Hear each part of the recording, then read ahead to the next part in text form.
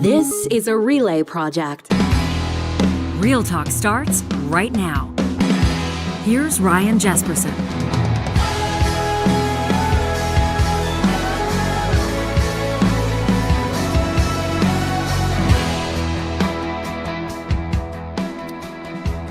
Coming up in this episode of Real Talk, Jen Gerson's going to join us. Longtime political columnist. You've read her in a number of different publications and outlets across the country. She's co-founder of The Line. And we love to support and highlight and amplify independent media across the country. Jen's going to join us about a half hour into this episode. She's going to take us into her piece, Johnny. She says the problem with the carbon tax is the carbon tax rebate. The problem with the tax is the rebate. Okay. Pretty interesting stuff. We had Anita Anand on just the other day, the president of the Treasury Board, and we were talking about, she acknowledged, she said, there's probably a bit of a communication problem when it comes to the carbon tax, right? Mm-hmm. Like the Liberal government, the Trudeau government is kind of held to this position, conservative premiers across the country misleading Canadians, said the Prime Minister the other day, not telling the truth. 8 out of 10 families, the Prime Minister has long argued, receiving or making money, rather. The 8 out of 10 families number for those in jurisdictions that are sticking to the federal backstop, provinces like Alberta, our home province, that adhere to that federally applied carbon tax.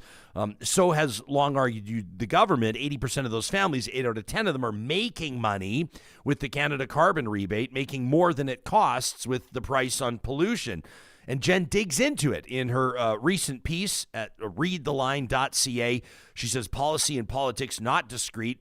She says it's all politics, and so we'll get into this. She sort of digs into the communication problem there. Obviously, this story becoming more and more relevant as more and more Canadian premiers, and not just conservative ones, are requesting meetings with the Prime Minister, putting pressure on this government to do something about its approach to Canada's climate action. Will the Prime Minister walk away from the carbon tax? That remains to be seen. Would it be a big win for Pierre Poilievre if he did? No, we'll get into that with Jen about a half hour in. I had somebody grind my gears the other day. A friend of the show comes up to me, introduces herself, tells me that she either watches or listens typically at home while she's on the treadmill. And she says, I was waiting for your Anita Anand interview. She says, I'm listening to the show and I'm waiting and I'm waiting and I'm waiting. And she said it was super annoying. She said, I found Anita Anand like half an hour into the episode. And I said, did you hear the part at the very beginning when I said about 37 minutes in, you'll hear Anita Anand on the episode? And she said, you got that specific? I said, did you see the show notes? You can scroll down, whether you're listening on the podcast or watching on YouTube. I said, you can go down and find the exact time code when that interview is going to be. Did you see that? Yeah. And she kind of smiled and she said, well, I might have overlooked that part. She said, okay. I said, but worst case scenario, you end up hearing, some emails. You end up hearing us jump into the live chat, and then you get the interview when you get it. But Jen Gerson will be joining us about a half hour into this episode. So if you want to skip straight ahead to it, if you're listening on the podcast or watching this on YouTube, go ahead and do that. Plus, we're going to get to some of your comments on our conversation yesterday with Charles Adler, a horrific scenario in our home city of Edmonton. An 11-year-old boy dead after 2 cane corsos, these 2 big dogs owned by the little boy's dad's roommate, attacked out of nowhere. It seems without warning, although there's more to this story. If you're unfamiliar with it, we'll get into it in just a little bit because we want to read some of your emails on this. The police had been called relating to these 2 dogs a couple of times before in the months leading up to this tragedy, so I don't know if you can say without warning. Regardless, the little boy is dead. One of the stories, or one of the elements to the story, Johnny, I hadn't heard about. I heard about this after we discussed it yesterday, and I don't know if there's anything that makes this worse. I mean, it's already just, the worst story. But the little guy apparently was an hour away from leaving the residence. He'd been there all spring break. He'd been visiting the whole time. His ride was coming to pick him up in an hour to take him back to his house in a Soyuz when disaster struck. So it's like, just the story gets worse and worse and worse.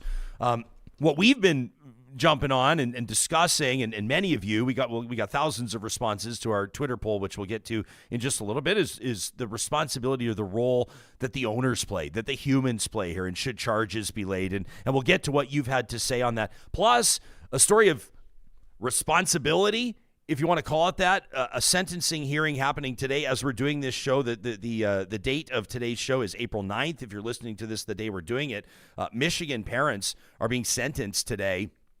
This is James and Jennifer Crumbley appearing before a judge. They are the parents of a young man by the name of Ethan Crumbley, who in November of 2021 took a firearm, took a gun that his dad had actually just purchased days before into his Oxford, Michigan high school and shot 4 of his fellow students dead. The parents, James and Jennifer Crumbley, have been convicted of manslaughter. James Crumbley has been incarcerated for 2.5 years already. They could receive a maximum 15-year sentence. And, of course, a lot of people are paying attention to that story as well. There are a lot of firsts in this story, but the parents being held accountable, legally accountable in this story out of Michigan.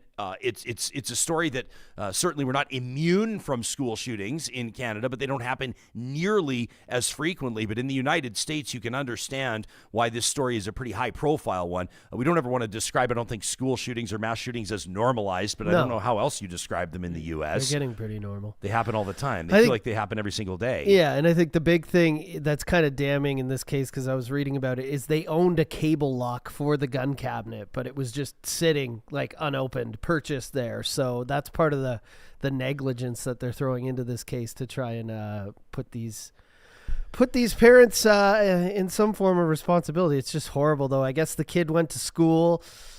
He drew apparently a gun during some sort of part of the class. He drew a gun. He wrote some things like, I'm having bad thoughts, blood everywhere. And actually the gun he drew was the gun his father had purchased just 4 days before.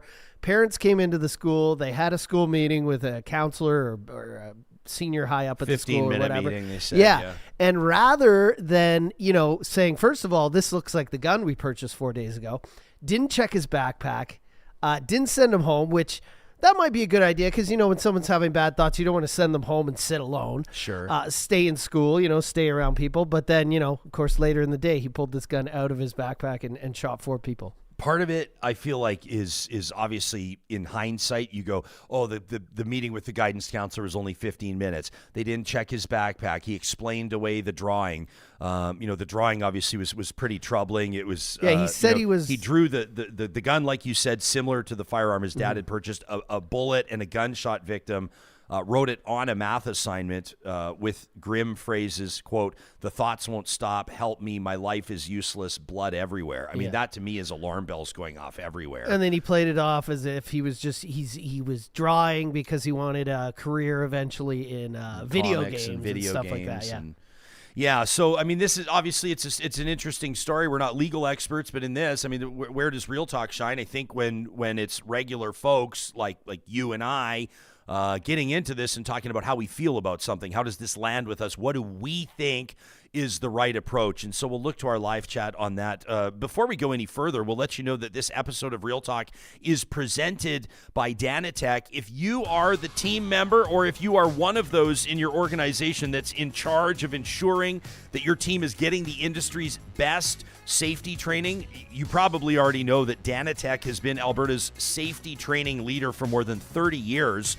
Their courses are designed by experts with real on-the-job experience, which obviously matters, and the courses are actually make a difference on your job site. You'll save lost time to injuries, you'll stay compliant with changing regulations, and you're going to save money on training with Danatech. Big companies across the country are using Danatech's different courses, WIMIS, TDG, electrical lifting device, and others. They've got a catalog of more than 150 of them across a whole bunch of different industries. You can visit danatech.com to check out news and updates. They're going to keep you posted on different competency-based training, those regulation changes we discussed. Plus, you can ask them about bulk discounts. That's at danatech.com.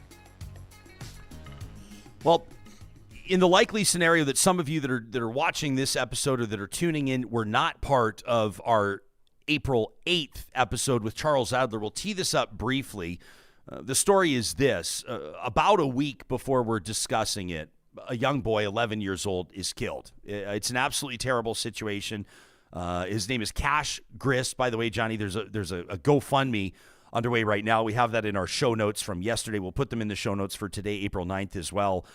People trying to help the family with funeral costs, with counseling costs. You can imagine, obviously, probably the point is we can't imagine what they're going through right now. But the GoFundMe endeavoring to raise about $40,000. They've raised $30,000 for now. This little guy, described by everybody that's commenting on it, by all of these donors, as an artistic, wonderful, articulate, loving 11-year-old kid.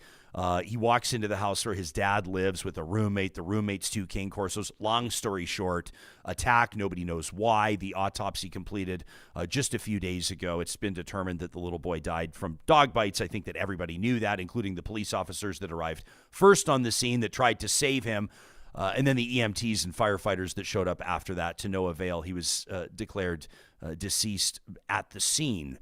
This little one. So we asked Charles Adler yesterday, and we asked you, what do you think should happen in a situation like this? And here's what Charles had to say. I can't stop thinking about this little kid, 11 years old. He had just gone to get snacks. He walked back in the house. Yeah. Like, no one knows. We're not going to sit here and speculate, like, were the dogs after the food, or were the dogs unfamiliar with the boy? The boy had been around the dogs before. Were these cane corsos trained as whatever the situation, may call for? Were they trained as, like, guard dogs? We don't know, and I don't want to speculate. But it's a tragic situation. Charles, we have 2 dogs in our house, both of them relatively big dogs. But one of the reasons we got a boxer was because they're so good with kids. That's one of the reasons we got them, and they're capable defenders of the home, and so you sit there. But if that goes sideways, when you say you've got a capable defender, you've got a dog that's good for home security. Well, what does that imply? What does that mean? Fearless, tough as hell, not afraid to engage, right? Ready to kill for its owner. And I remember my dad saying that the idea of people trying to domesticate guard dogs and having them in the house is always going to pose a significant threat to children, because you never know when the dog will go with its, I have to say it, animal instincts. And the animal instinct is to protect the owner, and that means, unfortunately, situations like this. Do I want laws passed saying that people shouldn't be able to have certain breeds? No, I don't want to live in that kind of world, frankly. I'm much more libertarian than that. But in this particular case, I honestly do not believe, Ryan, that the dogs had to be destroyed. You can't ignore stats that show certain breeds act more aggressive and are involved in more fatalities. But at the same time, this is just, maybe there should be something like negligent homicide if you own a dog and it hurts or kills someone. Or manslaughter or something. There has to be something that forces you to make sure you're properly taking care of an animal and properly, making sure people around you are safe. So that was on our April 8th episode. We wanted to revisit this because we did open up a Twitter poll for 24 hours. It's typically what we do. It's unscientific. It's unofficial. Take it for what it's worth. Had about 4,000 respondents. The final results, we asked, what do you think should happen following tragedies like this? 63.5%. Johnny, that number never really moved. It started around 66%, never went below 60. I was keeping an eye on it. So 2 out of 3 people say that the owner should be criminally charged. Criminal negligence causing death is the charge most people reference. About a third of people believe that the dogs should be put down. Now, we'll acknowledge, though, that those are 2 separate choices on the poll, right? So some people said, well, I believe the dogs should be put down and the owner should be criminally charged. 1% of respondents say that nothing should happen. It's an accident, and about 2% voted for other, and then they left the replies below. There's a couple hundred replies. You can check it out. Our pal Quick Dick McDick out of Saskatchewan says dogs should be put down. Owner should be criminally charged. He says multiple complaints. Now a kid is dead. And he says, and I'm signing this as a dog lover, right? Others, Jennifer says, I love my lab. He has a heart of gold, but I still teach necessary boundaries to my 7-year-old, especially as our lab gets older and can get crankier. Tracy says we have an English Mastiff. Those are stunningly beautiful dogs. They're also massive. She says he's the sweetest dog on the planet, so gentle with our kids, so gentle with our cats. She says, I do believe these dogs need to be euthanized. The owner's criminally charged. There are reports these cane corsos had bit another person in the house, that they had killed a cat. So, there were a lot of, there's a lot of contributing factors to this story. Terry wrote in. She says, I was listening to your episode as I'm getting ready for the day, and I just had to email in. She emails to talk@ryanjesperson.com. Says, I vehemently disagree with Charles Adler. On the subject of those killer dogs, says Terry, that murdered that poor boy, the subject makes me sick and I can't stop thinking about it. Charles wants these dogs to be rehabilitated. They're killers. Why is he defending them? I don't know if he was, but she says they've killed a defenseless boy. They severely injured one other person. Another tenant killed the tenant's cat. These dogs were obviously not treated well, but that doesn't excuse what happened. The owner and the dogs are 100% at fault.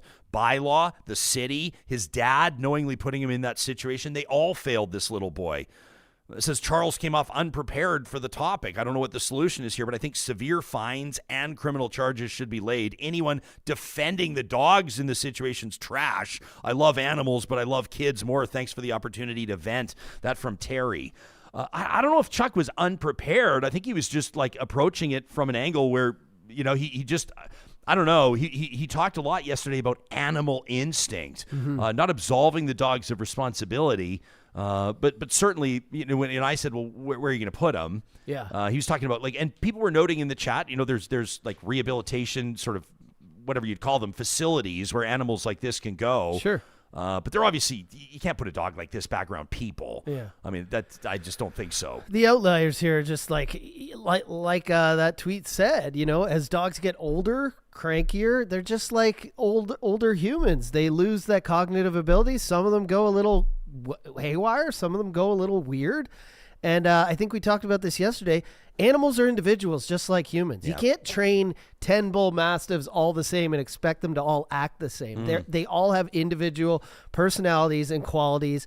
And we talked about this yesterday. Some of them are just assholes. Now, if you get an asshole dog and an asshole owner who doesn't train it properly, I mean, that's a recipe for disaster. Yeah. Morgan, replying to our poll, said, the dogs have been put down. Obviously, the owner should be criminally charged. He says there should be a select list of, quote, dangerous breeds, that anybody who wants to own one needs to take a specific course, have to pass stringent testing before obtaining a license. I just don't know if that's realistic. And what counts as a dangerous breed? We got this from Kat. She writes in, email says, I appreciated the conversation you guys are having about this fatal dog attack. There were a lot of opinions. Kat says, I didn't really hear anything new discussed. But I wonder, can we stop these types of tragedies? I personally don't think so. She says, but I do think that society needs to start the conversation of insurance on dangerous breed dogs. She says, I'm not talking about veterinarian insurance, not covering surgeries or prescriptions, but liability insurance. This is interesting.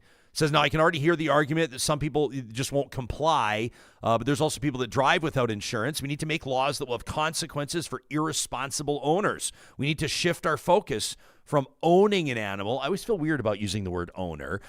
She says, from owning an animal to being a guardian of that animal. These dogs were allowed to carry out previous attacks. That's absolutely unacceptable. The whole thing is tragic and sad, and while having to insure dogs like this wouldn't necessarily stop attacks, it would give some consequences to an owner. It would make them think twice about having a big dog like that and provide recourse for victims. Kat says, it's just my 2 cents. I also, to be honest with you, agree with Charles. I don't want to see the dogs punished. This is a people problem, and we need laws with some teeth so people don't get dogs on a whim because the dog feeds their ego. That never ends well for the dog. That from Kat.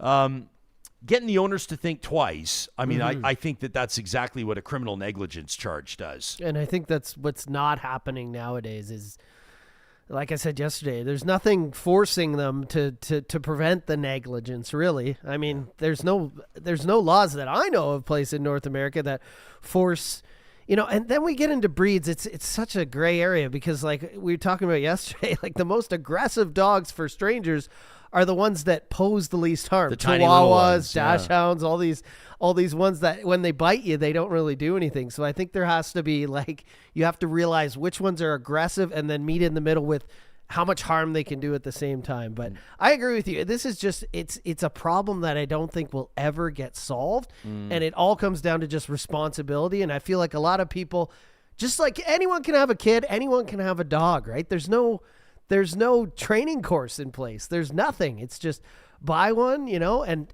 yesterday I love how Adler brought it up. He's like, some guys just like big trucks and guns and scary dogs. 100%. And some of them are bought for the wrong reason, right? Yeah, in our They're life, bought and that's and talking about to breeds, intimidate people.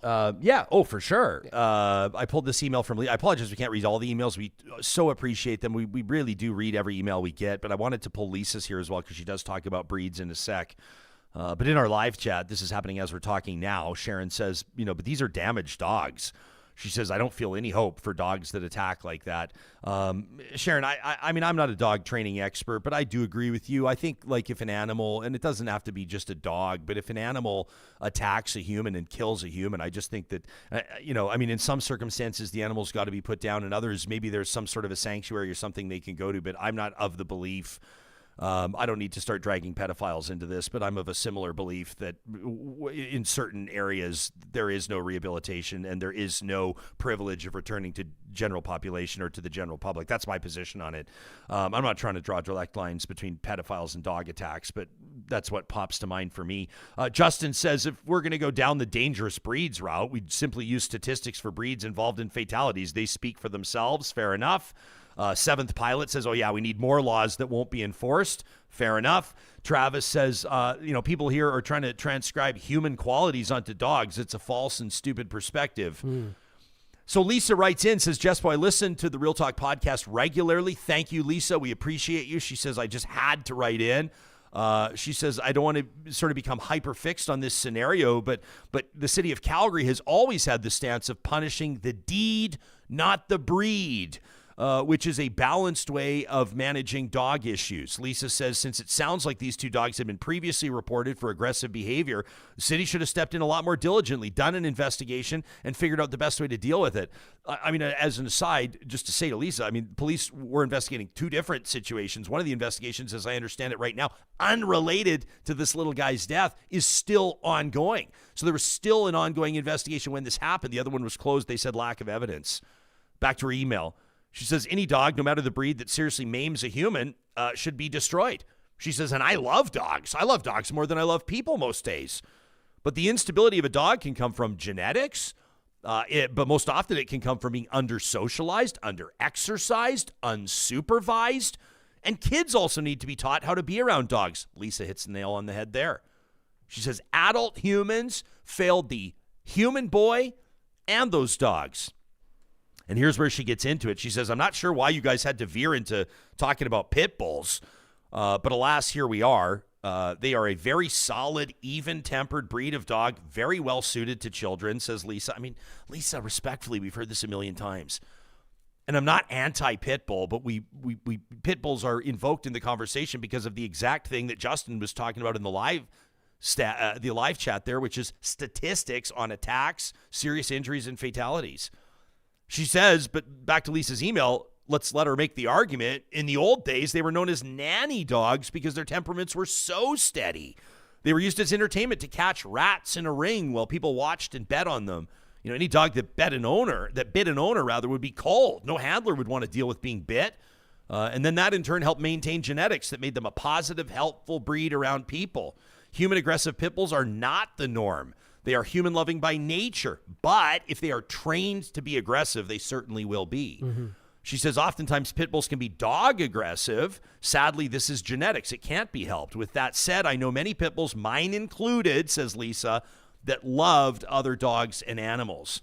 She says a pit bull's absolute love and loyalty for their handler is immense, and the unfortunate part about that is that it's also the characteristic that is exploited the most. That's exactly what Adler talked about, when guard dogs protect their human. Yeah, and when we're talking about pit bulls, it's like, how many generations of being around loving families and being loving can drive this animal instinct out of them, nature versus nurture, right? Like pit bulls, they're descended from English bull baiting dogs who literally were bred to bite and hold bulls, bears, large animals by the face. So I don't know how many generations of loving and handling can drive that out of an animal. And like you just talked about, kids, they're the worst around pets sometimes, especially hyperactive. Kids will like hit cats in the face or slap dogs on the butt, and something like that with an animal that's, well, trained, of course, but who has that kind of thing inside of them, that animal instinct. That's why these accidents happen. But I again, am a huge animal lover, and I think the majority of the reason these things happen falls on the owners. 100% agree with you. We're going to wrap the conversation on that for now. We just wanted to make sure that when we ask for your emails, we understand. I understand if I'm going to take the time to write a page-long email, like some of those people just didn't put thought into it and have it be, show ready. We want you to know how sincere we are in our desire to put those out to the audience, get people thinking, and have your perspectives reflected on the show. So we wanted to drop back in on this. We wanted to show you those poll results. If you're still thinking on it, feel free to email the show anytime, obviously. And as you know, sometimes we'll set aside an entire episode or half an episode or whatever the case may be to get into our inbox. We really appreciate it. Jen Gerson coming up in just a moment. She's identified in her mind the problem with the carbon tax, but it might not be what you think. She says the problem's the rebate, and she's identified why she thinks the prime minister's off on his communication, why that hasn't landed, like we talked to Anita Anand about just the other day, why that 8 out of 10 statistic just doesn't seem to resonate with Canadians for whatever reason. Before we get to Jen, though, I want to tell you that April 12th, that's coming up in just a few days, is a huge day for our friends at Friesen Brothers. A lot of you have been writing in over the past number of months saying, hey, Jespo, just give me, I know you know these guys, just give us the inside track. When is that Glenora store opening? Well, we can finally tell you it's April 12th. It's going to be a huge day there. Check out Friesen Brothers. It's Friesen Bros on Instagram. Their reels, absolutely fantastic. I mean, I've been raving about the butcher shop that they put into this place. This is that West Edmonton location, 142nd Street, 107th Avenue. The butcher shop is going to blow your mind. You'll say, well, come on. I mean, how's a butcher shop going to blow my mind? You'll see what I mean. Plus the sourdough sandwich station, the wine bar, the wood-fired pizzas, the four-season patio. The grocery game in Edmonton will never be the same as of April 12th with the opening of Friesen Brothers Glenora. Our congratulations to our friends there. If you're looking to get organized and decluttered this year, look no further than CaliforniaClosets.ca. The best part about the consultation with their team, aside from how inspired you're going to be, aside from how excited you're going to be, is that the consultation is free. You have nothing to lose. You sit down with their team. You tell them exactly the areas of the house you'd like to improve and maybe how your family could see that function play out, and then they go to work. And then don't even get me started on the installers, the best in the business, the cleanest installation you ever did see. We love ours. It's almost 10 years ago. It's aging beautifully, increases not just the value of the home, but the time you spend in it. Custom closets and storage solutions for the entire home. That's at CaliforniaClosets.ca. We're talking a lot about climate action. We're talking a lot about Canadian energy these days. Pathways Alliance is working with governments right now on proposed carbon capture and storage networks for Canada's oil sands. You can check out the website I'm showing you right now. That's pathwaysalliance.ca. They know Canada's biggest providers that global energy demands are changing, and that's why the 6 largest oil sands companies in the country are working together to offer the world responsibly produced oil. Pathways Alliance planning to build a large-scale carbon capture and storage network to reduce emissions from operations, protect existing jobs, and create new ones. Responsibly produced energy is what the world wants, and it's what Alberta can provide. Check out pathwaysalliance.ca.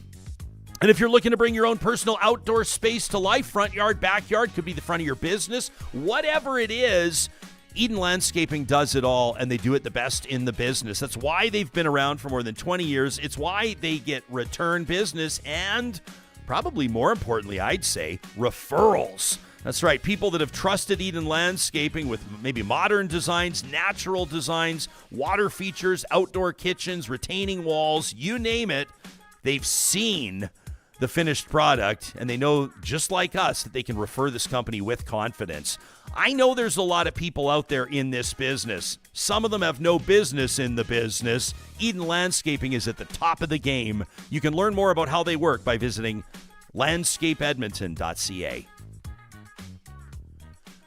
Jen Gerson is one of Canada's better-known political commentators. You've likely read her work in a number of national publications. She's a sought-after political commentator. Just a couple of weeks ago, she and I were hanging out together on the political panel at the Alberta Chambers of Commerce Political Action Day. She's co-founder and columnist at The Line. You can read her work at readtheline.ca. Jen is joining us live this morning. Where are we getting you from, Calgary?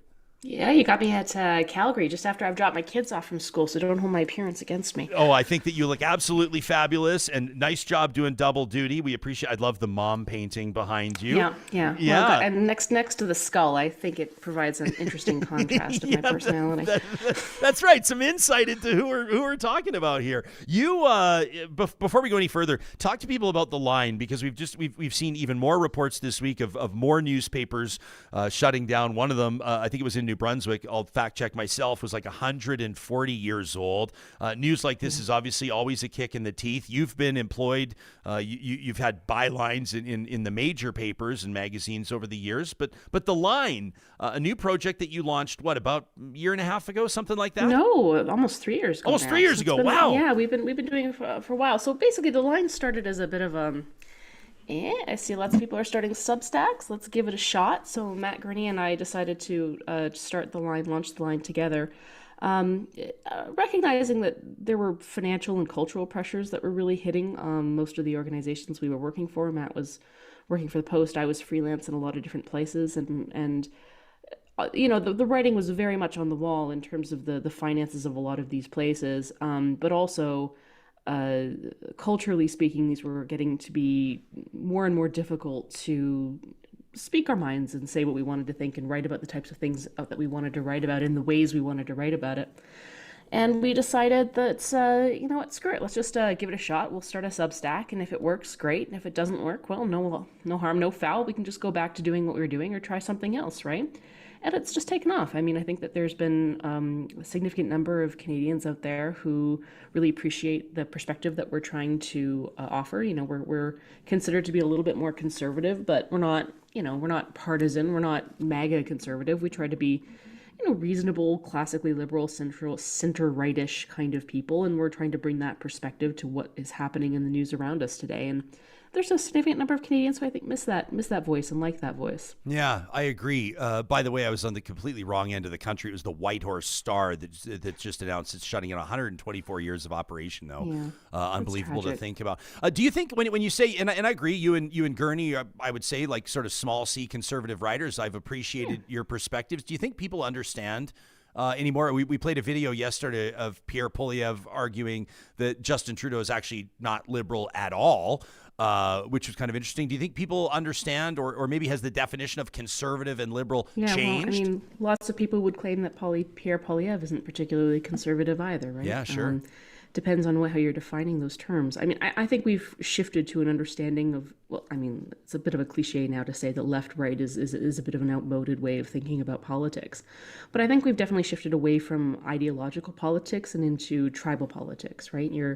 You tend to affiliate with people who are like-minded, and that like-mindedness isn't necessarily defined by some kind of intellectual framework that we would associate with ideology. It's much more, what are the bad people saying? I disagree with them. What are the good people saying? I agree with them.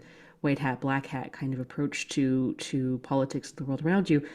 I've always found that approach to be boring, frankly. I'm much more interested by how people think and what they're bringing to a conversation than necessarily believing that they're good or bad or right or wrong. It just doesn't suit my brain and the way it functions, really. So when I try to write a column, for example, my approach to things is I'm not telling you how to think about anything. I don't think that my way of thinking about the world is the correct and only one true right way. I'm trying to tell you what I think about a thing and why I think that. So I try to show my work as much as possible to say, look, these are the chains of logic that brought me to this conclusion, and here's why I think that. And then I would say The Line has a great community of people who will have very productive and interesting conversations and debates about the things we run. So, we don't really tolerate ad hominem, and it's a paid community, so you have to pay to the community to participate in those discussions. But as a result of that, the quality of the discussion underneath the comments is really high. And I really enjoy reading our comment section. And even some of our commenters have been elevated to columnists themselves because what they were offering in the comment section was so fantastic, right? Wow. So it's been a really great thing, and I think that it's been really valuable. But I think I have a different approach to punditing and columnizing and journalism than is probably a very old-fashioned and perhaps not non-modern approach to these things. And that, I don't buy into the concept of moral clarity, the idea that there is one right way to think about the world, and it's my job to force the plebeian masses to come in line. I don't buy into that. It's my job to sort of analyze what's happening and perhaps entertain you in the process. Great. Be a little funny, but analyze what's happening, tell you what I think is understanding or how I understand the world is happening. And whether or not you choose to take that on board or not is on you, man. I don't really, for lack of a better term, not to be egotistical, but I don't care. No, that's a beautiful thing, actually, when you don't care. Not to say that you lack empathy or awareness or anything like that, but when you can write or speak or write songs or make films with confidence, not particularly concerned what your critics are going to think about it. I think it frees up your creative process, and it frees up your commentary in a certain way. You do have a great ability to get under people's skin, and I think maybe you and I share that trait.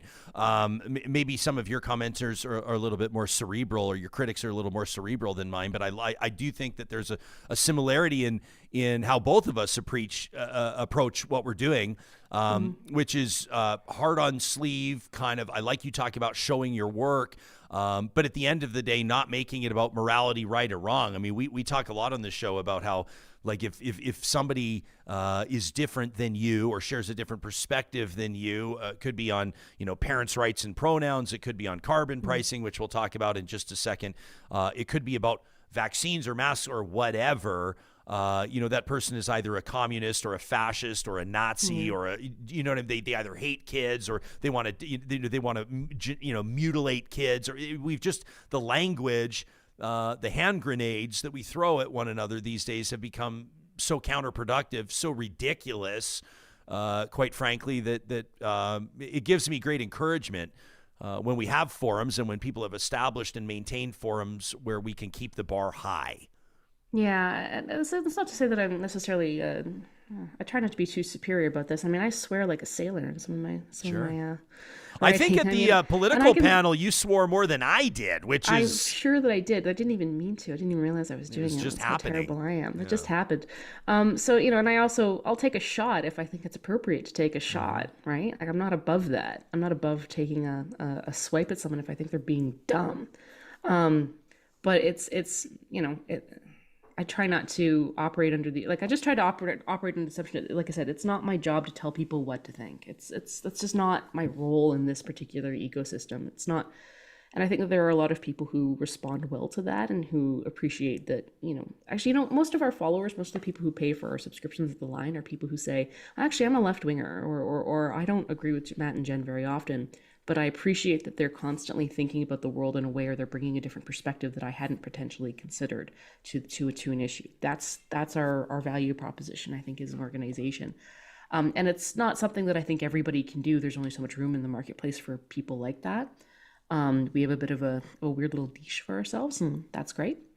But it's funny. Most of our followers and listeners aren't conservative necessarily. They're not right wing. They're people who I think want to have or recognize the importance of having someone who's a little bit more conservative in their information diet. Sure. But they can't stomach a lot of the what I would call tribally conservative or tribally. I mean, it's not conservative. It's tribally right wing or tribally sort of anti everything. Shameless populist kind of demagoguery. They don't want that because there's no, as I said, there's very little of intellectual substance or value to that. I don't love being pigeonholed, so I don't know how you feel about this, but it is a compliment for you. Alberta Ginger in our live chat says, I really like Gerson's libertarian-ish approach to issues. Libertarian-ish. Libertarian-ish. So I could be comfortable in that territory. Well, it's not a bad thing for, no, it wouldn't be a position that you would want someone who actually had power to have, but it's not a bad way to be if you're a journalist, I would say. No, I was having a conversation with my husband about this, and he said something to the effect, I was like, I think I have a conflicted relationship with power, and he just started laughing at me for several minutes. I mean, several minutes. Tears were falling down his face, and he said, Jen, you're a libertarian cat. Of course you have a conflicted relationship with power. So no, I mean, I generally operate from a position of having a profound distrust in any government's ability to solve problems. And so I think we should, as a rule, not trust governments to solve problems, because governments have inherent inefficiency problems that are irresolvable. That being said, there are certain things that only governments can solve. Policing, crime, military, foreign relations. I mean, there's just some basic stuff that has to fall to them. And then everything beyond that basic stuff, to me, you have to be able to make an argument for yourself if you're a government. Like, what's your argument for a national lunch program? If you can make a compelling argument for a national lunch program, or a $10 a day daycare, or a dental program, or any of these other programs, I'm open to that conversation. Make that conversation about how you can do that better and more efficiently and more affordably than other sort of orders of government or other orders of civil society. So I'm not closed or dogmatic about this, and I think that's what probably separates me from true libertarians. True libertarians have kind of almost a dogmatic approach to government shall do this and no more. I'm not like that, but I mean, if you're operating from a position of governments are mostly not great at accomplishing things, then you have to work a little harder to demonstrate to me what the goal and the outcomes you're trying to accomplish are, and then make the case from there. And I think that one of the things that we consistently do very badly here in Canada, and I've written about this before, is that we have a very input versus output based system. And that is, we focus entirely on the inputs of the problem we're trying to solve, but we don't focus at all on the outputs of the problem we're trying to solve. And I mean, pick a subject, say housing, or say overdose deaths, or whatever, right? I mean, anything you want to solve. Okay, so rather than saying, okay, we're trying to solve this problem of overdose deaths, and we know that we'll have solved this problem of overdose deaths when we see overdose deaths decline by 20% year over year for 3 years, right? Which would be like an objective metric of success, and then work your way back from that outcome. Well, what do we have to do to reduce overdose deaths? Well, we can try doing X, Y, Z. And therefore we know that our policy approach will have worked if we get that objective result. That's not the way we think about problems in this country. The way we think about these problems of this country is, oh my God, major problem. Government has to solve it, because government is the only order of civil society that can solve things, which is an inherent flaw. So therefore government throws money at a problem. Throw money at a problem. And then the conversation starts to be about, like, well, we're solving overdose deaths by spending $100 and whatever million on X, Y, or Z problem. Or we're solving overdose deaths by opening 3 more safe consumption site centers. Or we're solving overdose deaths by throwing $20 million into safe supply, right? So instead of focusing on whether or not the outcome has been resolved, you're instead focusing and arguing about the inputs. Is that enough money? Is it too little money? Is it enough safe supply? Is it enough for this or that? But that completely divorces you from objective outcome-based solutions, right? And I think that we do that. I mean, I'm picking on safe supply, but I mean, you could apply that exact same metric to everything else that we do wrong in this country. And I think it's a lot of the reason why we've had a broken sort of state capacity and a decline of state capacity that people are sensing and are very angry about. It's interesting to hear you approach it, and because as you talk about safe supply, the opioid crisis, we could talk about the affordability or housing crisis. We could talk about a number of different things. Pick your topic. It's the same problem. But you don't automatically come on here, in sort of a predictable sense and say, this is why Justin Trudeau is blowing it, and this is why Pierre Poilievre will fix it. Do you have faith that? Oh God, no, she says. So where is the hope? Jen, because you're coming at this more from a position that you're cynical about any government's ability to fix anything. Correct. Yeah, I mean, that's about right. Sorry, I'm a bad person to come to if you're looking for hope. You're probably not alone. Well, it's also not like I said, that's also kind of not my role in all of this. Like, that's not where I serve in the ecosystem. My job isn't to provide you hope. I mean, I'm not a politician. I'm not running for power. I don't want power. I have no desire for that job. If I were running for a different role, or if I had a different role in the informational ecosystem and the political ecosystem, hope might be something I would peddle. But that's not my job. My job is to identify issues and say, look, I think this is an issue and here's why I think it's an issue. Do what you will with that. That's on you, buddy. Yeah. I'm just some chick who sits around and writes a Substack. I don't have any real power over these issues. I can just tell you what I think they are and why I think they're problems.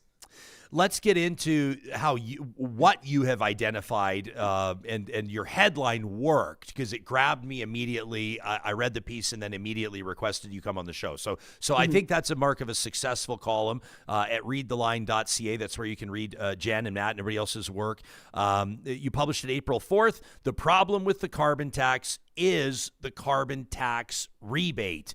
And you open with the exact same statistic or the exact same talking point that Treasury Board President Anita Anand brought to this show last week, the exact same point that the Prime Minister brought to this show back at the end of February on the 21st, and that is that 8 out of 10 Canadians that are under the in jurisdictions under the federally applied plan are receiving more money back than they're paying into the carbon tax, but it doesn't seem to be landing. The tax itself, as an approach, is quickly losing public favor. 6 Canadian premiers, I know I don't have to tell you, including Liberal Andrew Furey, the most recent Nova Scotia's progressive Conservative Premier Tim Houston, have requested meetings with the Prime Minister. So half of the Canadian premiers, basically, have requested a meeting on this, and the polling on it is remarkably unpopular. Take us into this and how serious you think this story is, considering the context, about 18 months out from an election?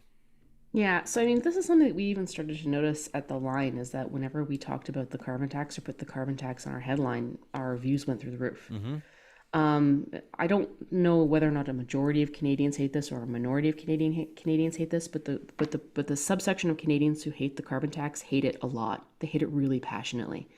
And they connect with content that is about the carbon tax. And my suspicion is that what we're seeing on our content side very much parallels with what the Conservatives are seeing on their fundraising emails and their own messaging and focus grouping, right? And there's a reason why the Conservatives are going after the carbon tax. It's because it's not popular. It's really not popular. And whether or not they made it not popular or whether or not they are responding to its unpopularity, I think is a chicken and egg problem. And I think it's probably an insoluble question. But the end result is, I started to look into this, and I was looking into the way that Anand and Trudeau were defending the carbon tax. And I just kind of had this moment where I was like, that's your problem. The way you're defending this carbon tax is that for months I've been hearing Conservatives say that the carbon tax is great, it's the best policy, all the economists are on side, the carbon tax is great. Our problem is just a communications problem. We're just not communicating how great it is, how effectively great it is to people. And if only the poor plebeians would understand how good this tax really is for them, they would come on board with it.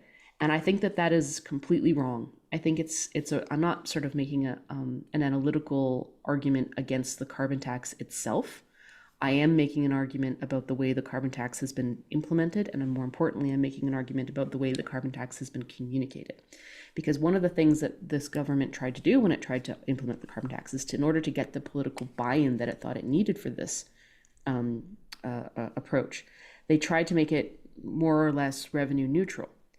And that's not a bad plan. This is more or less what Notley did when she brought in the carbon tax as well. Or it was essentially, we're not going to be taking this money and putting it into general revenues. It's not just a shameless tax grab. We are actually trying to accomplish a goal with it. But what Notley did, and I think that this was really smart, is when Notley put in our carbon tax in Alberta, she decided to put all that revenue not back towards rebates or to tax shifting or anything like that. She put that money toward actual green investments, right? So there was no mixed messaging in terms of the carbon tax or what it was intended to do or what it was intended to put forward. It was about putting money back into green investment. There was no illusions about what the government was trying to incentivize or not incentivize here. The federal government took a different approach. And I won't get into the complications of the backstops and the provinces versus the federal, because I think that takes away from the point I'm trying to make here. And that is the federal government said, well, shoot, we're trying to make a revenue neutral tax. We're trying to incentivize people to away from carbon intensive lifestyles and carbon intensive choices. But we don't want to be accused of just taking money from Canadians. So I know what we'll do. We'll give them all the money back in the form of a rebate. And then no one can claim that it's just a tax grab. And instead, also, the reason why governments love rebates, and they love rebates, they love benefits, they love all of this stuff, is because whenever you get your check in the bank or whenever you get your check in the mail, the idea is you're trying to attach a kind of dopamine hit to the government in power, right? This is the child care benefit. This is GST rebates. This is all of it. It's normalized vote buying. That's what these rebates are. It's about you getting your check in the mail and thinking, Papa Trudeau's has my back and is giving me free money, right? And that's what it is. Like, there's lots of ways that if you wanted to make a carbon tax revenue neutral, you could have done it without a rebate. You could have reduced the GST. You could have reduced income taxes. You could have increased sort of the child care benefits. Like, you know what I mean? Like, you could have done lots of things to ameliorate the pressures that the carbon tax would have put on people from a poverty point of view if you wanted to do that. But they chose rebates. And that's because rebates are politically really popular, or at least they thought they'd be politically really popular. That was a political choice, not a policy choice, right? So my theory here, or my theory about why the messaging on the carbon tax has failed, is that the second you attach a punitive carbon tax to a what's the opposite of the word punitive? A kind of sort of an incentive or something like that. An incentive, or that dopamine of free money of a rebate. The problem is that you're undermining the inherent messaging of your carbon tax in the first place, right? What's the purpose of this thing? If the purpose of this thing is to shift incentives away from bad behaviors, giving people the rebate back fails to do that, right? You've just undermined and undercut the whole message and the whole purpose of the tax in the first place. And the second thing that I notice is that when you start defending the carbon tax by focusing on the rebate, all of a sudden we turn this into an endless and counterproductive debate about wealth redistribution rather than a debate about reducing emissions, which was ostensibly the purpose of the carbon tax in the first place.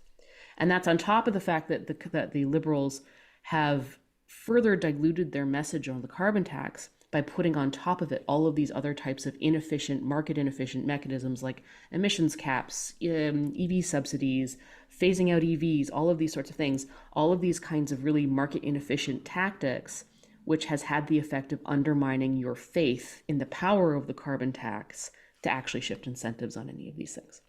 So you wind up with this really a policy that might, in theory, and in the world of perfect forms, make sense and shift behavior subtly over time. But when you combine it with the rebate and with all of these other kinds of climate policies, which undermine the effectiveness and faith in the carbon tax in the first place, just creates a policy that is really hard to communicate because you've massively muddled it for people. They don't understand what the purpose of this bloody thing is.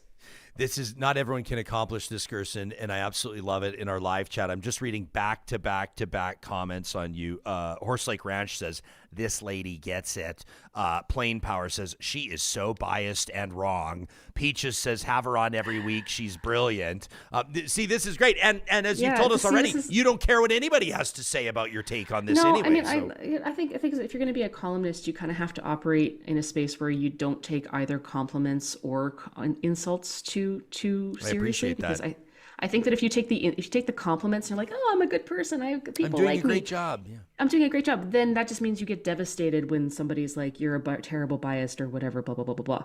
I mean, it's not for me to say whether or not I'm good or bad. It's for the listeners to sort of listen to the argument and make that argument for themselves. Yeah, 100%. And my only argument is like assess the quality or the validity of any individual argument by the argument itself and not by the person who's saying it. I appreciate your point on emissions. If you like, I'm just, this is an anecdotal observation, but in all this talk around April 1st and the carbon tax going up and the cost to families and the rebate equivalents and all the stuff that you're talking about and the revenue neutrality of this, et cetera, it doesn't seem like anybody is talking about whether or not we've made any progress on reducing emissions in Canada. It becomes a giant, endless debate about, am I getting more back from this rebate than I'm spending in the carbon tax? I don't feel like I'm getting more back. My cost of living went up. My chicken went up. My gas went up. I'm struggling to make ends meet, unlike I did when the carbon tax came in. And again, we can get into a conversation about how you want to break down inflationary costs and the carbon tax. Like that's, again,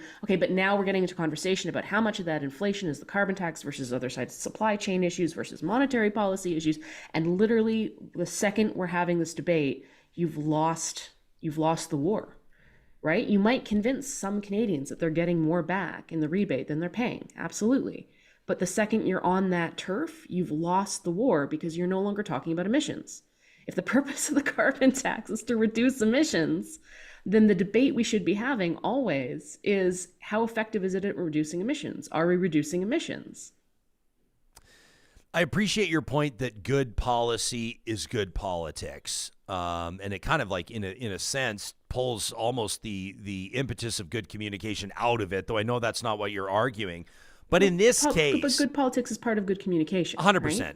100%. And policy, arguably, if not communicated well, is not good policy. So, right. so where does the prime minister go from here? Like, this is, if you look at it, I mean, I think that there's probably, I don't know if you saw his Sunny Ways post yesterday during the eclipse, going back to early marketing. But when I look back on, as we evaluate Justin Trudeau's career, and it's not done, he's not dead yet. But as we evaluate that career, people will probably look at like early on, like sort of like gender parity in cabinet, legalizing cannabis. Those are kind of some of the early ones. But I think all in, the carbon tax is kind of like his signature policy. It's a signature hard policy, right? Is what I would say. And so when the political career, and I'm not sticking a fork in it quite yet, there's lots of runway, but it would mark sort of a Christian resurrection.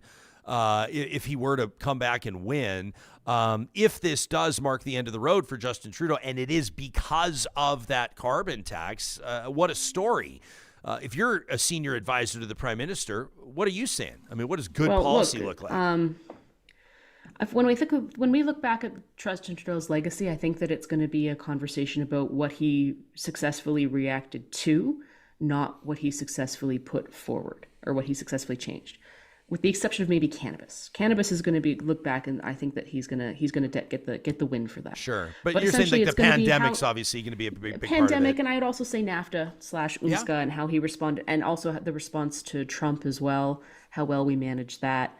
I think that he's going to get points for how he reacted to some of these crises.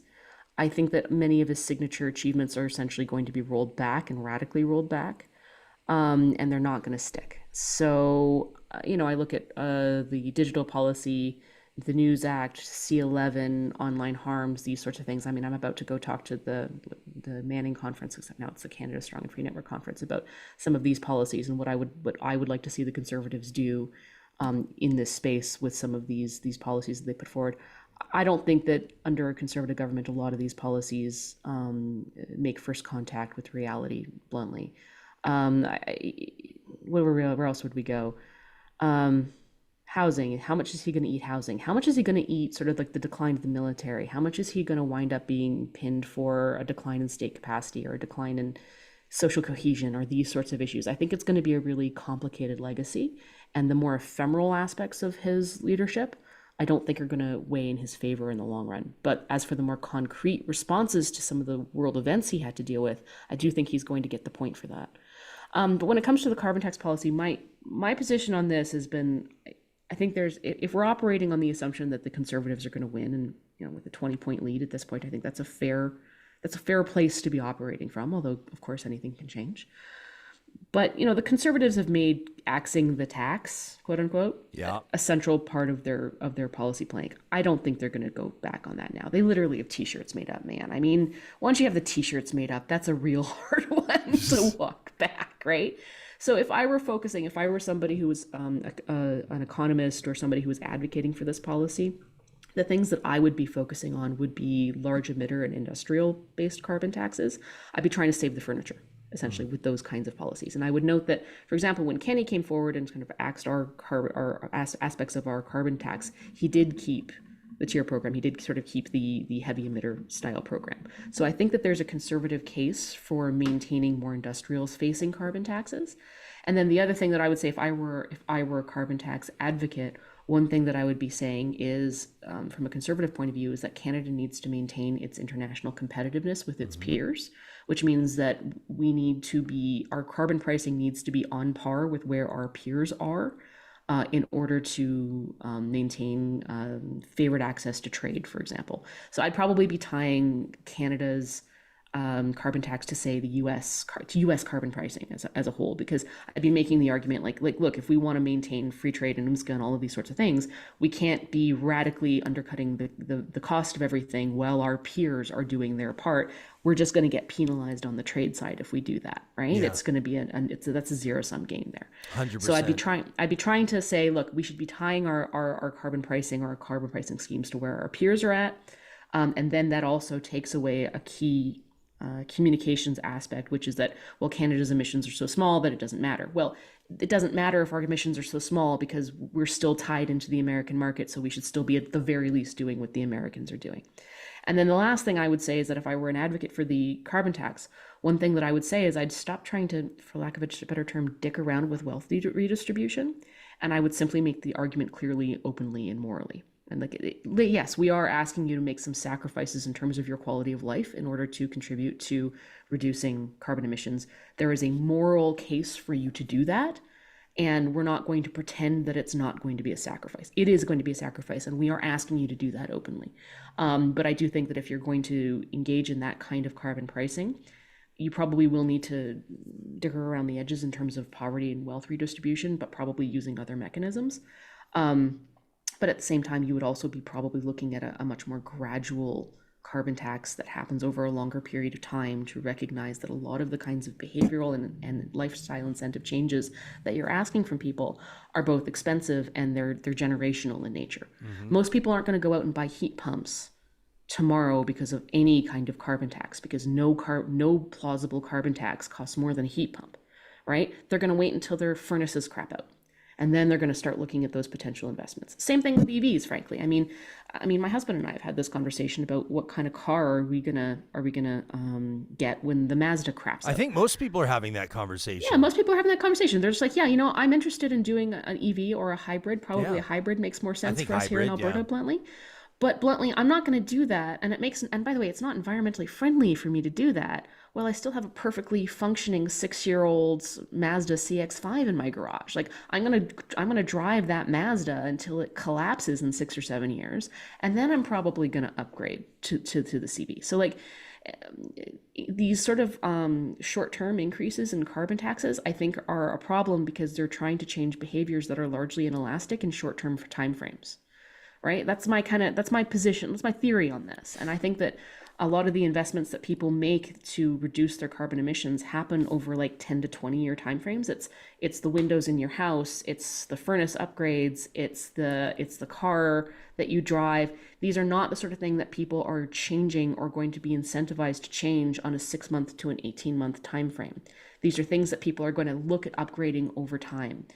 Or even if, for example, if we're talking about, living in the suburbs or living in a rural area versus living in a place that's a little bit higher density, closer to downtown, again, those aren't changes that somebody's going to make as a result of a 30 or a 40% increase in a carbon tax next month. Those are changes that people are going to make along with their phases of life.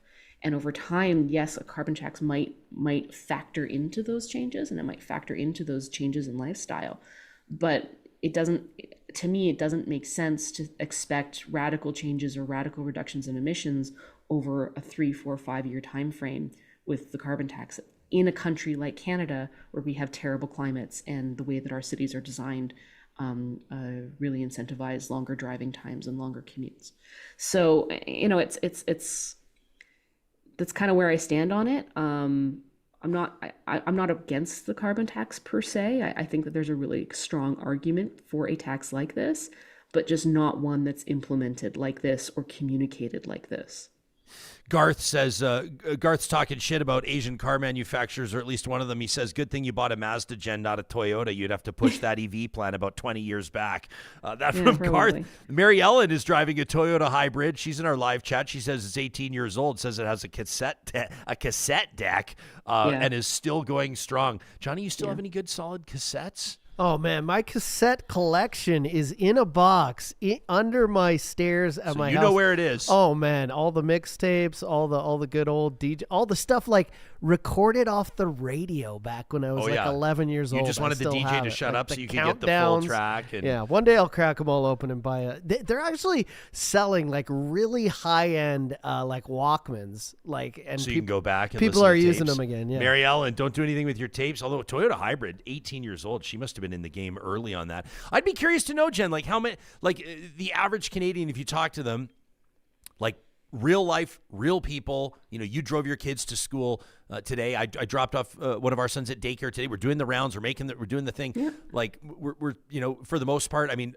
not to gloss over affordability challenges, but I would be curious what the average Canadian would say about the degree of behavior change in their own personal life that the carbon tax has prompted. In other words, are people driving less? Have they sold a car? Are they turning the thermostat down, wearing sweaters inside, that sort of a thing? Or are they just biting the bullet and paying a little bit more? And I would suggest probably the average person is just paying more. Yeah, I think at this point, the average person's just paying more, to be blunt, because as I said, a lot of the lifestyle changes that this thing is looking to shift aren't terribly elastic in the country that we actually live in. I mean, if you live, say, downtown Toronto, or you're living in downtown Montreal, and you can afford to live in one of these fairly high-cost housing environments, high-density, high-cost housing environments, highly lucrative places, you know, the behavioral shifts that you can potentially consider, taking a bike, walking versus transit, those are at least options for you. But for anyone who doesn't live in a downtown big city, which bluntly is most of us, I mean, we can talk about urban versus rural areas, but I mean, I'm technically considered urban by the census's definition of urban, and yet I don't live in a downtown environment. I live in a classic suburban location to raise my kids in. Like, I'm not in walking distance of a grocery store. Like, I just don't have that option, right? I'm within walking distance of my kids' school, but not my daycare, sort of thing, right? And that, I think, is a much more normal environment. So, you know, the carbon tax can't really shift my behavior that much. The shifts in behavior are going to come in the form of major investments. So, for example, we just our big investment this year was we got a little money from my parents, and we put it toward upgrading half of the windows in our house because we couldn't afford to do all the windows in our house, right? That's had an impact on our heating bill. Great, that's super. But not very many families can just afford to drop, even with the incentives, can afford what, $15,000, $20,000, I was going to say, people have no idea what windows cost. Yeah, they're so, like, it's $15,000, $20,000. There's just not that many people who can afford to drop that money on windows. Especially on a short-term time frame. That's usually the sort of thing that families like mine will save up for years and years and years, right?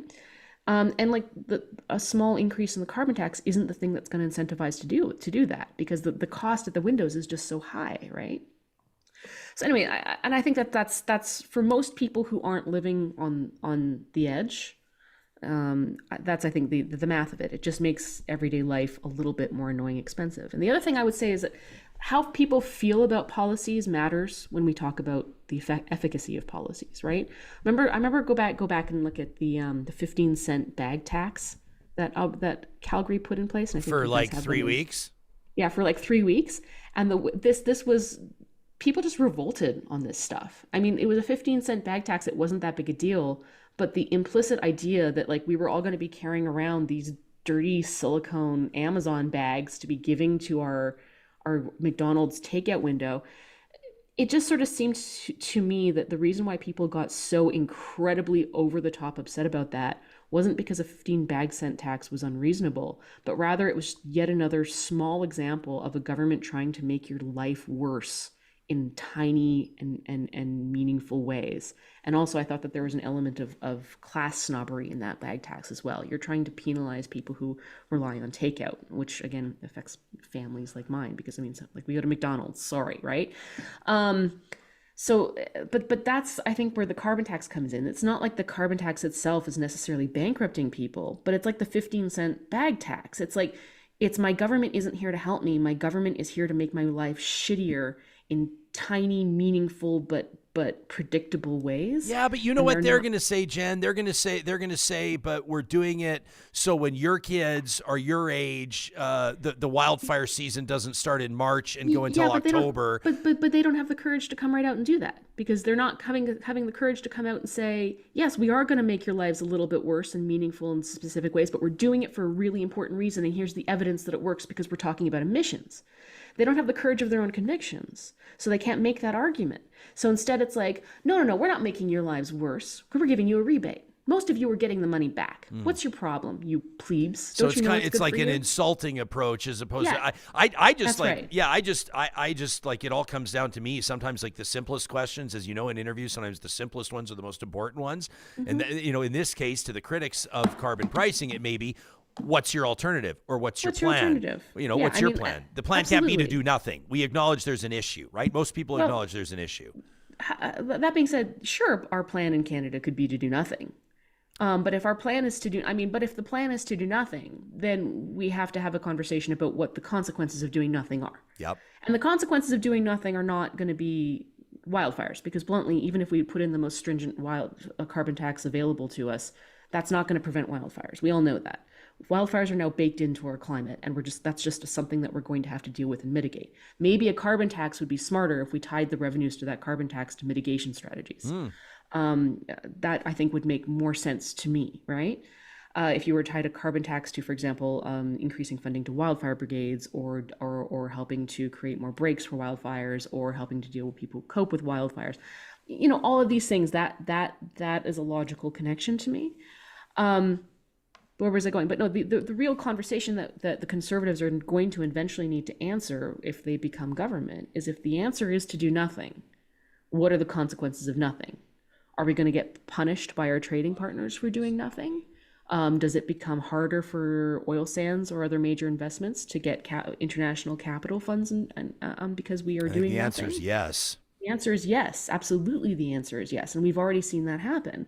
We know that international markets are getting less and less willing to throw the multi-billion-dollar investment capital at Canada because there's concerns about our commitment to climate issues. And we know that the money is aligning itself with climate initiatives. So there's a cost to our inaction. And I think that's the conversation that the Conservatives need to start having. I appreciate this comment from Adam in the live chat, who makes a strong point. I think he says, do smokers smoke less because of taxes on cigarettes, or do they just get taxed more? He says it's the same logic with the carbon tax from everything he can see. Maybe some people have stopped smoking. Well, yeah. I mean maybe. I think the answer is we have reduced smoking over time. How? How did we do that? And it was a combination of better communication.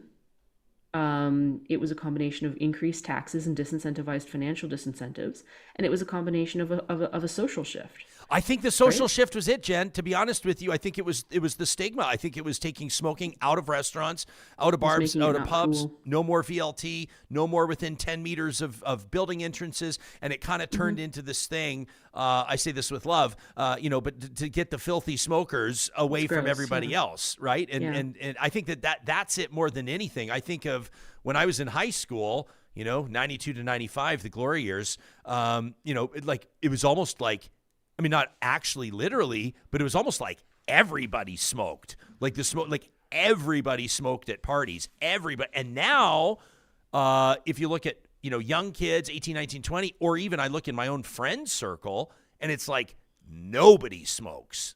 Like I'm talking if one person fires up a dart, it's kind of like, huh? You know what I mean? And that's a shift over just 20 years. That's a shift over 20 years, and I would also say I think the actual images on the packaging have made a big difference to that, because it ceased to be cool.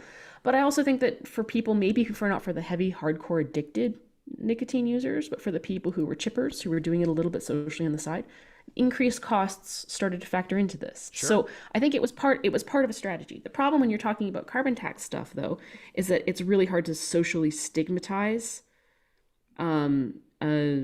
lifestyle, not lifestyle, but it's hard to socially stigmatize some of the things we're talking about. Like, how do you socially stigmatize keeping your home warm?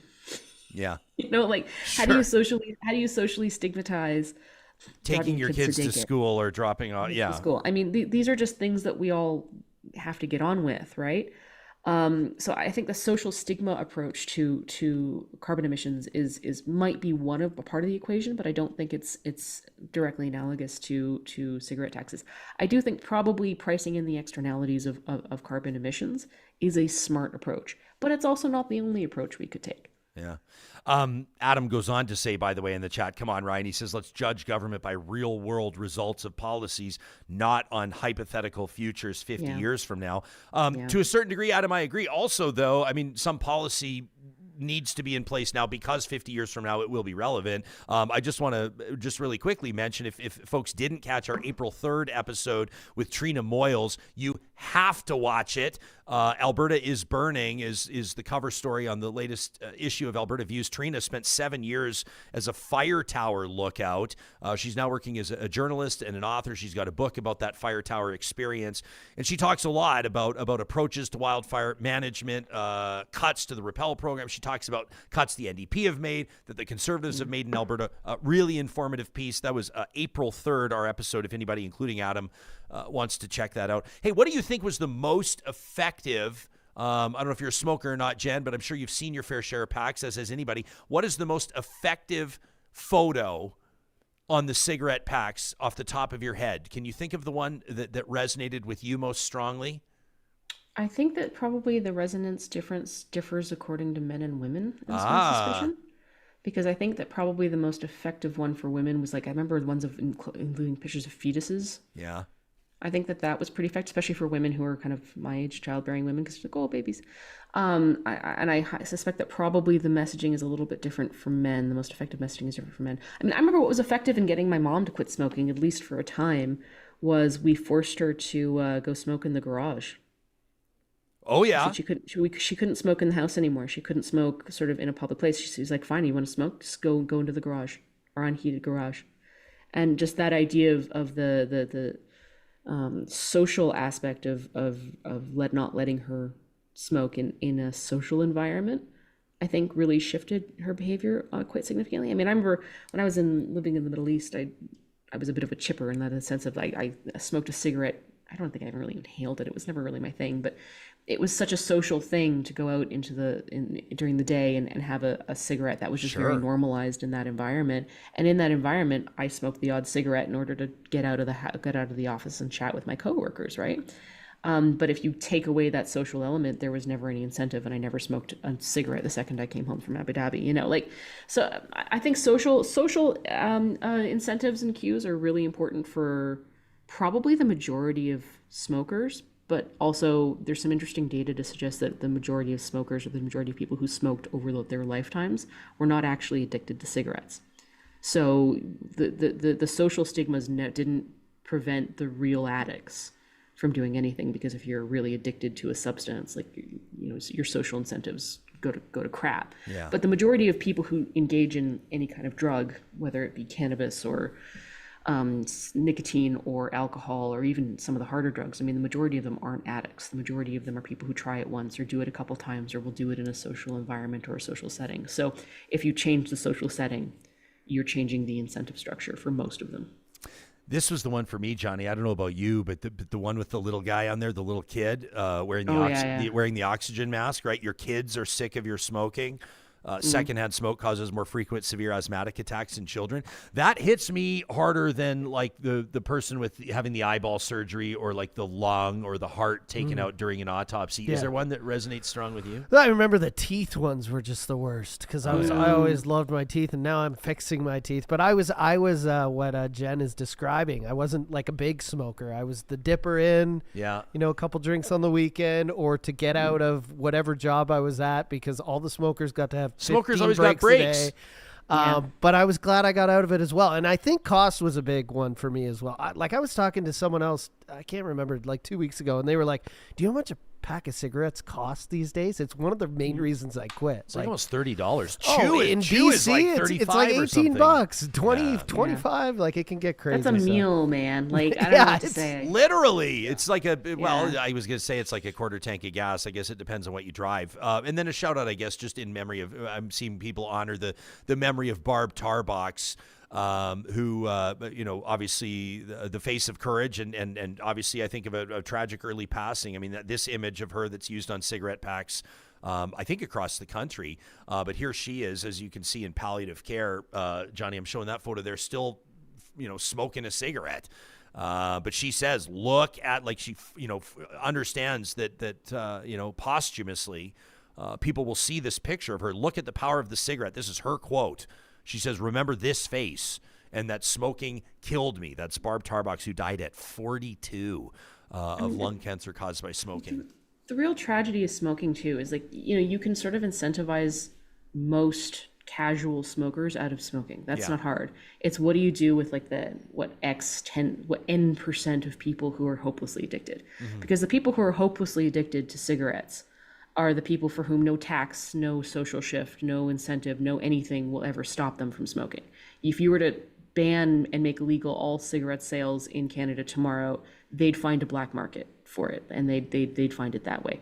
There's a small percentage of people who are just hopelessly or irrevocably addicted to that particular drug.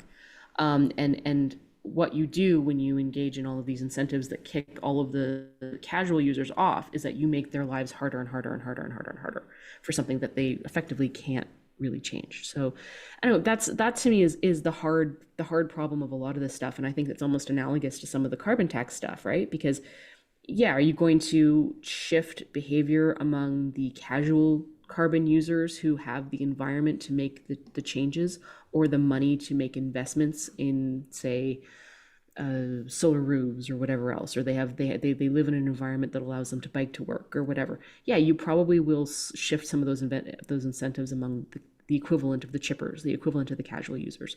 What do you do to the people who are hopelessly addicted, whose lifestyles or whose work or whose homes or whose entire identity is built around a high carbon emissions lifestyle, right? Like that's a harder problem. Yeah. No, it's food for thought. I appreciate it. Alyssa in the chat says, they need to do similar ads of the cigarette boxes, the cigarette packs. Kids living in a dystopian nightmare, fires and floods. This is the result of your inaction on climate change. You may not care, but your kids do. Right at the gas pump. Right at filling up. Right at the gas pump. Right at the gas pump. Yeah, it's I mean, I have mixed feelings about climate alarmism, because I think that can sometimes be do more damage than good. We've talked about the mental health impacts of it, particularly on teens. They're doing research at Athabasca University on that. And also, to what extent is climate emissions going to lead to an apocalyptic existential collapse of human society? I think that's we're talking a long ways out here, man. And at that we point, won't be around. We won't be around, but also, I mean, I don't rule out the possibility of significant technological advancement taking us to a better place. We're not going to have the climate. Well, no, but I'm not talking about different planet at all. I'm saying, like, I think there's a very good chance that technological advancement in the next 100 years, with a combination of nuclear power and renewables and better transportation networks and different kind of heating approaches, these are all soluble problems, and I think that we probably will develop the technology to solve and implement them in the next 100 years. I don't think that we're all going to be wandering around like some kind of Mad Maxian hellscape. Nor do I think it's reasonable to be terrifying the hell, especially out of young people, into thinking that, because that's going to lead them into behaviors that are counterproductive, right? I mean, one of the things that I'm very concerned about right now is a demographic collapse. I mean, one of the reasons why I don't think that climate change is going to be an existential threat for humanity is because our demographics are collapsing, our populations are collapsing. And our numbers are kind of baked into that already, which means that the amount of carbon, our degree of carbon's emissions are going to be capped by even if without the technological change, they're going to be capped by the sheer limit to the number of people we're going to have on the planet. That's going to decline really, really radically in the next 100 years or so. And you add technological improvement on top of that. That's a good trend. Right? But if you're scaring the shit out of people into thinking like their future is definitely going to be some kind of Mad Maxian hellscape if we can't meet 1.5, that not only has mental health impacts, but it also has impacts on things like people's choices to have kids, right? Which exacerbates the demographic collapse issues that we potentially will be facing. So I it's not necessarily a bad thing. I mean, to scare the shit out of people into engaging in better behaviors. I guess, I mean, it might be a bad thing, but I'm not sure that it's the most productive way that we solve these problems. Yeah, I don't always sort of try to build my house on the sandy land, as the Sunday school song used to go, or always Sure. sit in the mushy middle. But I think it's problematic to pretend like everything is going to burn and that we're all screwed. And I also think it's problematic to pretend like technology is just going to save us. Yeah, I think that's right. You know, yeah. and I think we're gonna need a bunch of different sort of approaches and attitudes to this, right? And I think that also one of the things that really frustrates me when we talk about climate change is, we need to talk about prevention, we need to talk about reducing carbon emissions, we need to talk about technological investment, but we also need to talk about mitigation. We need to start having, in this country especially, we need to have some real blunt conversations about mitigation.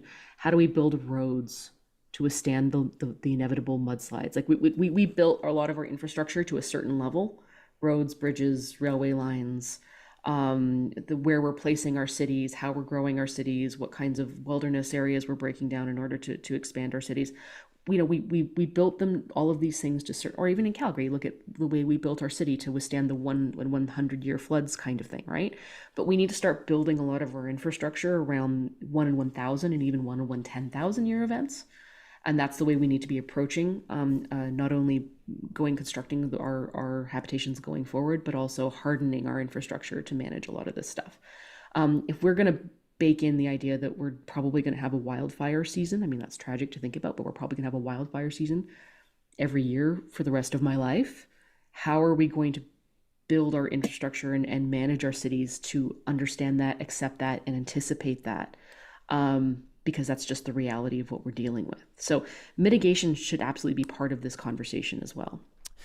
We didn't ask you to join us for an hour, but you did. I totally appreciate that, and I've appreciated the conversation. Let me just ask you this in closing. I haven't seen if you've written about this. My apologies, but you're living in Calgary. You talked about this 15 cent or 25 cent paper bag fast food drive-through thing. It's one of the bullet points on the argument to recall Jyoti Gondek. Obviously, that initiative has wrapped unsuccessfully, but I mean, they collected more than 40,000 votes, more than anything. Obviously, they got people talking about this. It is a national news story. We talked to Mayor Gondek about it. She told us she's not decided whether or not she'll seek re-election. She's experiencing a pretty significant popularity problem right now in Calgary, at least with the loudest critics. I don't know where the average person stands on it in Calgary, where her supporters have been. I don't blame people for not wanting to enter the fray on this because it's supercharged right now. October 20th of 2025 is the next municipal election, right around the time that the federal election will be as well. So we're talking approximately a year and a half from now. What's your finger on the pulse feeling like? I mean, where do you think this is going in Calgary? What's happening down there? There's obviously been a flare-up of conservative action here. Yeah, I mean, Jyoti really pissed me off personally when with the menorah lighting controversy.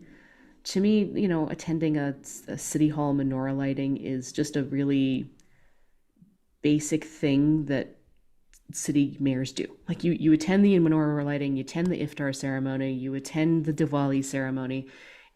Showing the flag for the various diaspora communities in your city is just a core function of your job. And I think that her decision to not attend the menorah lighting ceremony in the wake of what's happening in Israel and Gaza, you don't have to necessarily be pro Netanyahu, go IDF, go, to respect that you have a community here in Calgary that is dealing with a rise of anti-Semitism. You have a community here in Calgary that is dealing with people demonstrating once in a generation levels of anti-Semitism toward Jewish individuals and Jewish diaspora people. And you don't have to be, radically invested in what's happening in the Middle East to also recognize that Jews in Calgary don't have a say over what's happening in Israel. And by not showing up to that event, by not just, lighting the goddamn candle, she made a really, from my perspective, a really terrible statement about alienating and isolating diaspora communities that aren't really directly involved in the conflict. And she politicized an event that was pretty. I mean, I attended the event. It was it was a benign menorah lighting ceremony. There were latkes, man. Like, it was not some kind of pro-war rally. It just wasn't. And I thought that was a really terrible mistake. I think it was a really terrible judgment on her side, and I'm not sure I've seen. I'm not sure why she's mayor. Like I don't mean I don't know why she's still mayor. I mean, I'm not sure why she wanted to be mayor. I'm not sure what her goal was there. Like when Nenshi decided to run for mayor, I had a pretty clear idea of why he was motivated to do that. Why do you think that was? Well, I think that he had been really interested in he was a columnist writing about municipal politics. He's a really smart guy. I think that he was very passionate about the city, and I think he was pretty confident that he could make some significant changes. I also think that he recognized that there were problems with the way that development was happening in this city. The degree to which developers had control over city zoning wasn't healthy, and it wasn't continuing to good community, good urban planning. And I think that was a motivating factor for him. And I think he was right about a lot of that. And one of the things he talked about, for example, was making sure that we weren't continuing to, basically do stupid suburban sprawl, which if you spent any time in especially northwestern Calgary, where I used to live, stupid suburban sprawl is a problem in our city, particularly for the suburbs that were constructed sort of in the 90s and early 2000s. It's just like these endless cookie cutter houses that have no access to amenities, because of course that was the cheapest, easiest way that developers could go about building their expansions and maximizing their profit.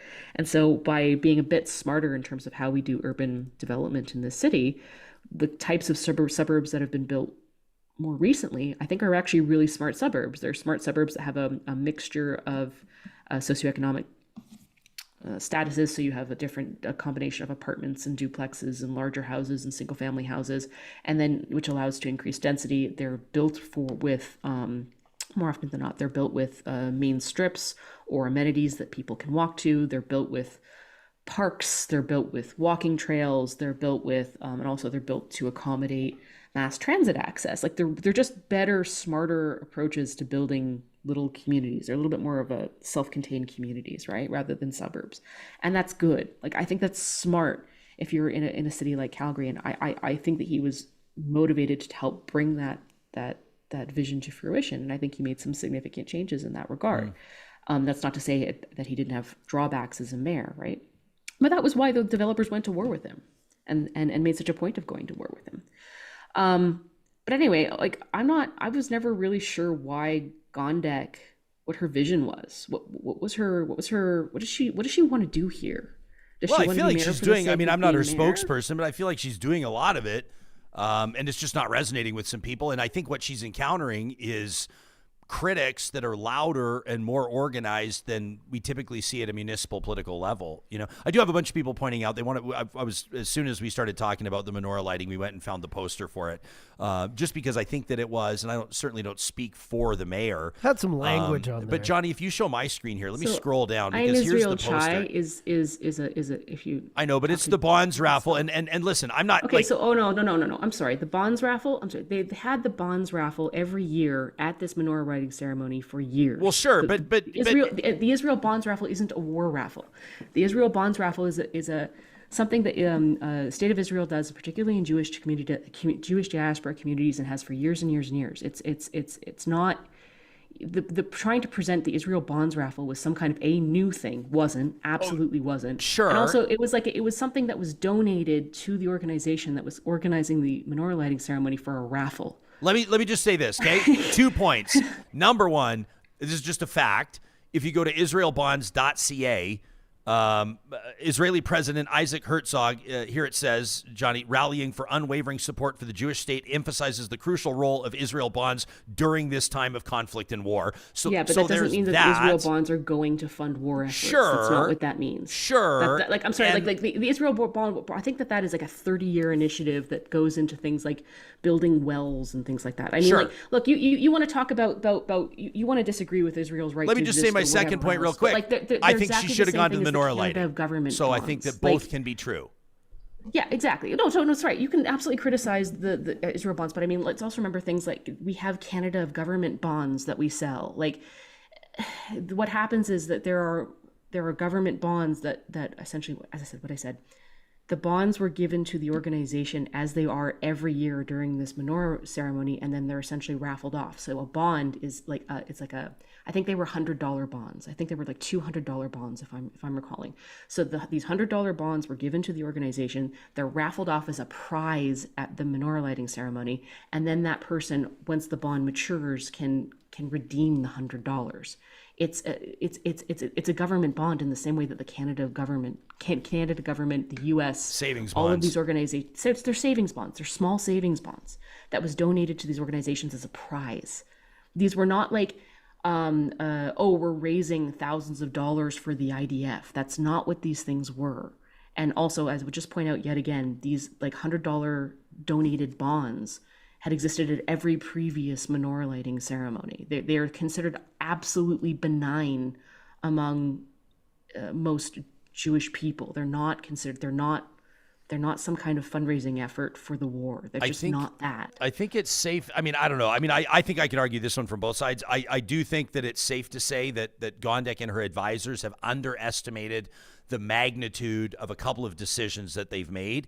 And I think that not attending the menorah lighting was one of them. And I think it's unfortunate. It's all I know, again, anecdotally, is when we have the mayor on the show, she's always made herself available. A lot of the comments on YouTube, a lot of the comments on our tweets reference that menorah lighting. Like, it continues to resonate with people. I don't know. I mean, oftentimes people will pick something that pisses them off and stick with that. But that's a recurring theme, and that's something you can't deny. And I think it's a recurring theme for a reason. It's a recurring theme because it goes to what we expect a mayor to do and the kind of sort of unifying figure that we expect a mayor to be. Like, somebody who is adamantly against what Israel is doing in Gaza right now, and there are lots of people who are, could have gone to that menorah lighting ceremony and found nothing particularly offensive about it. Sure. There was no any of that. And actually, we know this because there was actually some reporting that I believe that was done by the Canadian Jewish News, that we know now that the synagogue that was doing the organization with the mayor wanted to make that a little bit more, how should I say this, overt in their approach, because they wanted to sort of focus, for example, on the hostages that were still had still been kidnapped by Hamas. They wanted to really have a focus on the hostages in this environment, and we know that there were talks between the mayor's office and this particular synagogue to try and tone that stuff down and make it more apolitical. And I know that the synagogue, for example, was like, okay, fine, that's cool. So they went along with it, and then the mayor still didn't show up. And I didn't even think that her not showing up was the major problem. I think that actually the real issue for me was that she didn't show up, and then she made a big fuss about it. She politicized it. She did a big, can't possibly, blah, blah, blah, blah, blah. If she had just not shown up and said, I'm just sick today, it wouldn't have been an issue. You know what I mean? Like, she chose. That's what I said. I said at the time she should have lied. Yeah, just like sometimes a little white lie. If you're really passionately and emotionally sort of out of step with what Israel's doing, to the extent that you can't show up to a fairly benign municipal menorah lighting ceremony. I'll point out that every other municipal leader, including Olivia Chow, showed up at the menorah lighting ceremony in their cities. By the way, this was absolutely a non-politicized event and never had been. This is a 30-year running annual event. But even if you we're just like, look, I personally can't in good conscience do this because of what I see happening in Gaza, I could kind of understand that. But then as a mayor, the symbolic message you were putting out there by politicizing your own decision not to show up that's for me where you lose the argument. It's where you lose the good faith on this. Because by her choosing not to show up, by her consciously choosing not to support that particular event, she's making a particular pointed condemnation toward the Jewish community in Calgary, which I will again point out has no say over what Netanyahu's government is doing abroad. You're signaling out a Calgary diaspora and saying, no, you are the baddies. That's not appropriate for someone in her role. You as a citizen, whatever, could not show up to a menorah lighting ceremony for whatever reason you want. But when you choose to take on the role of a Calgary mayor, you're representing all of us, and you're choosing to represent all of us, and you're understanding that, part of your role in a multicultural society is to build bridges between these communities. So for her to signal out the Jewish community in that way, I think was just totally inappropriate. And to me, it goes back to the question of, why are you mayor then? Why are you mayor? What do you want this job for? What do you want to do here? If you don't want to represent all of these communities, if you don't want to do the Diwalis and the menorah lighting ceremonies and the iftar ceremonies, or worse, you want to pick and choose which of these things you show up to according to your own personal feelings about those communities, you're now choosing to make yourself a divisive and highly politicized symbolic element, or you're politicizing and making you're doing the wrong thing with the symbol, is what I point out. Like, I'm not running for mayor because I don't like social events. I'm terrible at them. You can't tell people that you don't care what they think if you want to be mayor, Jen. You know that. That's exactly right. I'm perfectly happy being a really annoying person who people either love or they hate, and I get under their skin, and that's cool. Like, but I don't need to show up to social events, but I'm not symbolically choosing to put myself forward as a representative of the city and all of the diaspora communities within it. I'm going to give Adam C. the honor of the comment of the day. Adam says, the one time a politician doesn't lie and gets in trouble for it. That from Adam C. That's great. You can read Jen Gerson's work at readtheline.ca. We encourage you to support independent journalism, to subscribe to her Substack. Matt Gurney's been on the show before as well. Great commenter there. You can follow Jen on Twitter at Jen Gerson. This is the first 75-minute interview we've done in a long time. Thanks for hanging around. We appreciate it. Anytime. Bye. Yeah, take care, Jen. And I love the passion in the live chat. Some of you just absolutely cannot stand what Jen's bringing to the table. Some of you think that she is absolutely brilliant. I love it. Some agree with some things she says, agree with some others, and not they're others. like, what's going on? And then people are saying, well, Jesperson's got to, you got to bring on, like, I saw some specific names in there, Max Fawcett or Jeremy Klazis, to counter, what you describe as Jen's bullshit. Well, guess what? Let me remind you. They're on all the time. They're on all the time, you guys. And you hear all of these people on the show all the Jesus. time. And so we're never going to, and I say this with a huge, my face hurts from smiling. Yeah. We are never going to apologize for bringing diverse perspectives on this show, for challenging you, for getting you to dig deep and think about why you feel the way you feel about certain things that are important. I did see, and I wanted to reference, not just because Alberta Ginger shot us $5 in the YouTube super chat, which I appreciate. Granger? Is it? Well, I always thought it was Alberta Ginger, but it's GENGAR. I hope I'm not Alberta Ginger. Do you think? I don't know. Says, and I wanted to sort of respond to this. I want to say confront this. Says, nice to hear that Jen and Ryan think that we're climate alarmists from their downtown offices. In the north, our homes burn. We have droughts in the south and smoky summers. First of all, oh geez, where did I say that? And second of all, sorry for living in the city. I mean, yeah, but like I don't oftentimes sort of like run through our CV and run through our roster and remind you guys this, but like we had Zipporah Berman on live from COP. We had Minister Stephen Guilbeault on live from COP just on April 3rd. We had a wildfire segment with the brilliant Trina Moyles. We're always talking about issues around climate.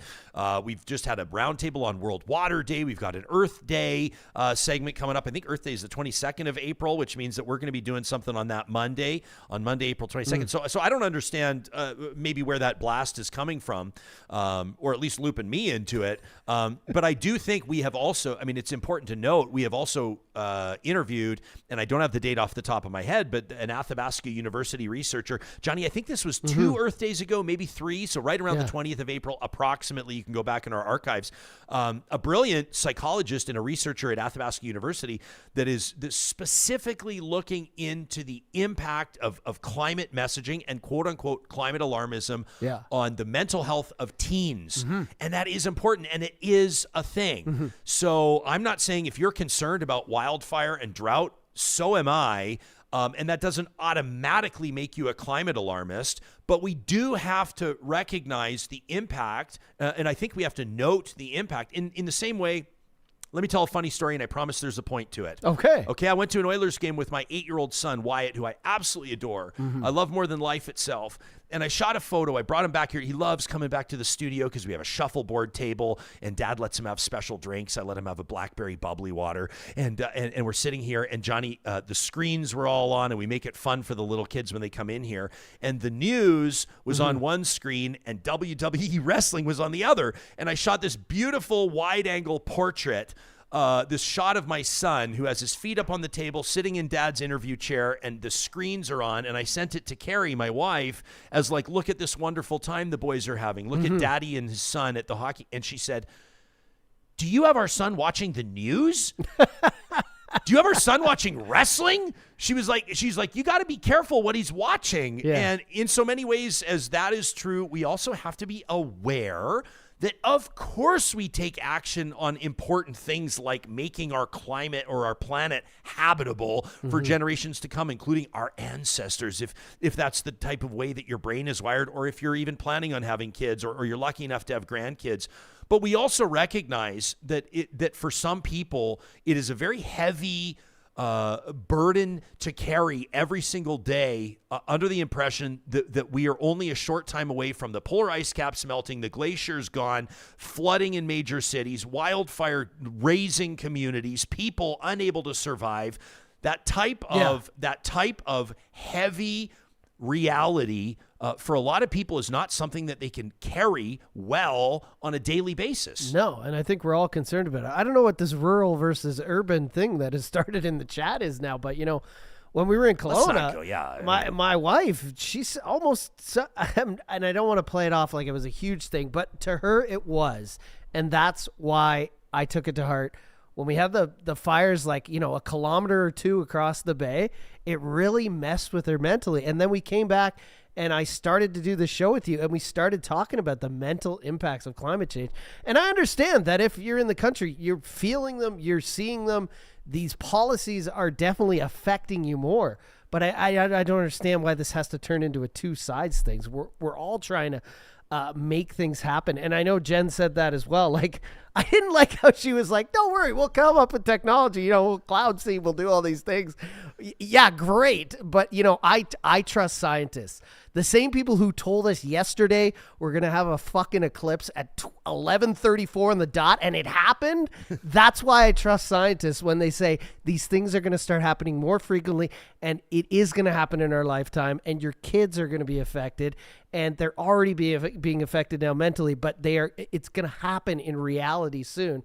So yeah, we have to try to take action. We have to listen to those people. But at the same time, I understand it's affecting other people more than us. But the other thing is we're not sitting in like an ivory tower here downtown. No, it's a real red brick and fir beam tower. This is how old is this building? 110. I don't even 112. We're trying to make it as green as we can. Yeah, it's 112 years old, this building. We do what we can to reduce our footprint. We actually do. Alberta Girl says a recall in Calgary is an overreaction. Tell me about it. And it says, and inappropriate. Is Gondek the target because of her decisions, or is she because she's a woman? That from Alberta Girl. I mean, it doesn't. I mean, it's irrelevant to this point because it's over. But the residual impact of it will be felt, I think, up until the next municipal election. She should have lied about the Manor thing. But what Jen I did think wasn't addressing is this support Israel, Jewish pride, the bond thing, and this was all happening at a very heated time. Very heated. Like this was like peak heated. Johnny, it was start of the. It was almost 2 months to the day. Yeah. So for her to that was the one thing I thought Jen said a lot of great things. I think she's very intelligent, but at the same time, I was like, this was happening at a time that. I don't know. And I went back and looked at these flyers for the what's the group? The Chad, what's it called? Chabad or whatever. The same people who put this on every year. There was nothing about unity. There was nothing about support Israel. There was nothing that said Jewish pride. There was nothing about the bonds on the flyers the last 3 years previous.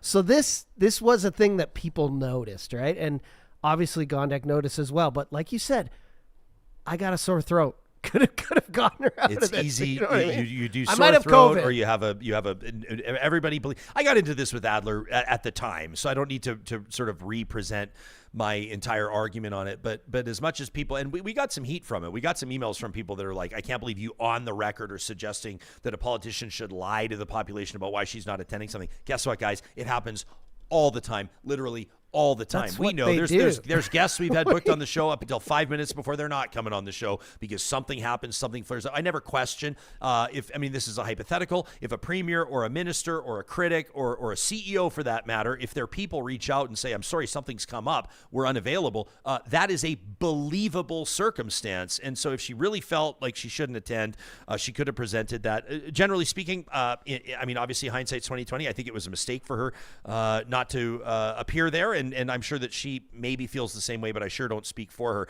I wanted to reference Justin's been really active in the chat today. We sure appreciate everybody He's here. always super and please go ahead and smash like. We got the minimal likes on this episode, you guys, for how much fire's been brought here and how much we're thinking and iron is sharpening iron this morning. Let's smash like on that YouTube. That really helps us out. Justin says, we ignored the climate reality. We ignored people that we called alarmists for far too long, to the point that we're at now where the harsh reality is finally starting to set in for a majority of people. Justin, I think that's a very fair comment. You can keep the comments coming as well. We invite you to send us an email. And of course, don't forget the fieriest emails we save for Fridays or the final episode of every week. Thanks to our friends at the Dairy Queens in Palisades, Nemeo, Newcastle, Westmount, Baseline Road. It's Dilly Bar season. It's blizzard season, everybody. It's the flamethrower. And we get to your emails to talk@ryanjesperson.com. All of them real emails, like that one from Clyde last week who had a message. Clyde is not happy with the carbon tax increase, and he had a message for his customers. That goes out as a separate podcast episode as well every Saturday morning. Before we have a quick announcement about something that's coming up in about 10 weeks from now, we wanted to just remind you that this show doesn't happen without amazing sponsors. A lot of our partners and promotional partners in particular are family-owned businesses, and that's something that we're really proud about. And that includes the team at Grand Dog Essentials Quality Raw Food. This is what we have been feeding our dogs, Grand Dog Essentials Quality Raw Food, for years and years, and we have seen the health benefits, and they've got a whole bunch of new stuff going on. Whether you visited granddog.ca a while ago or whether you were there even just last month, they've added a whole lot to their lineup, including a new Smack Raw dehydrated dog food. If you're interested in the benefits of raw, but handling that raw meat is kind of unappealing to you, you know what I'm talking about if you know. Or if you feed raw, but you can't bring it around like camping this summer for obvious reasons, you're not going to bring raw meat into the backcountry. You need something for your dog's food. Grand Dog's latest product launch may be what you're looking for. Go to granddog.ca and check out Smack Raw dehydrated food at scoopable convenience with the raw benefits delivered to your door in Calgary, Edmonton, and Central Alberta. That's granddog.ca. Our friends at Kubi Renewable Energy are hiring right now. That means they're looking for installers. If you're an electrician, if you're an apprentice, heck, if you don't have any experience but you want to be part of a dynamic, growing company, part of Canada's green energy movement, check out the careers link today at kubienergy.ca. That's where you can find out more about opportunities that are currently available in their Kamloops office, Lethbridge, shout out to Southern Alberta, as well as their Calgary and Edmonton offices too. Kubi is providing clean energy solutions for homes and businesses, plus farms and cabins and cottages and pretty much anything else you can imagine. Again, that's the careers link at kubienergy.ca. All this talk about wildfire, it begs reminding that Complete Care Restoration is here should disaster strike this summer. Obviously, we hope that not a single member of our audience is going to be impacted by fire or flood, but statistically speaking, that's probably not going to be the case, which is why we want to make sure that you can find more than 25 years of experience, talented and certified professionals that are experts in rebuilding peace of mind, restoring properties. You'll get them online at completecarerestoration.ca. Johnny, coming up on Thursday, June 20th, you and I have plans at 2 p.m. at the Ranch Golf and Country Club. Yeah. It's going to be the third annual Real Talk Golf Classic. Woo! Have you thought already about maybe the tunes you're going to be spinning at the welcome reception, at the welcome party, or maybe on hole 4 on the tee box where you and I are hanging out? I don't know what I'm going to do at 11 a.m. today, Ryan. I'm just living life while it's happening in the moment by the minute. I like the way you roll, pal. This is Edmonton, or the Metro Edmonton region's best golf tournament, presented by our friends at CWB Wealth. It's the third annual Real Talk Golf Classic at the Ranch. It gets going at 2 o'clock, the shotgun start, but the party starts around around noon. We're going to have an absolute blast out there, all in support of the Real Talk Julie Rohr Scholarship. You just go to ryanjesperson.com, click on the events link, and then you're looking for the Real Talk Golf Classic, and we've got registration now officially open. This is going to sell out. It sold out in year 1. It sold out in year 2. And you can be proud as a participant or a sponsor or a volunteer of this tournament to know that we are now currently funding the education of 3 post-secondary students that are attending university or college in the province of Alberta. The scholarship is open to anybody in Canada, a post-secondary student that's lost a parent to cancer. It doesn't happen without the Real Talk Golf Classic, so we encourage you to sign up today. Make sure you get your foursome registered. We still do have some sponsorship opportunities as well. Again, it's ryanjesperson.com. Click on events, and then the Golf Classic will link to it in our show notes as well. And we will see you out at the ranch on Thursday, June 20th. Who's going to hit that hole-in-one this year? Like last year, we had a hole-in-one. It happened pretty early in the day, so it just made the whole day that much more of a big celebration. But right behind us, like you said, somebody just hit the hole-in-one. I'm like, fuck off, get out. Like, yeah. I thought you were kidding, right? And so then he holds it out. I think he hit a 6-iron, like 2 bounces and in from 165 yards. And we hear, oh! He won $20,000, and we've actually changed the structure here. It feels a little premature to announce it, but I'm going to go ahead and do it because if you've listened to this point in the episode, you deserve it. This is our first 2-hour episode in a long time. We're just having fun today. We're putting a new minimum standard in on our par 3s. Okay.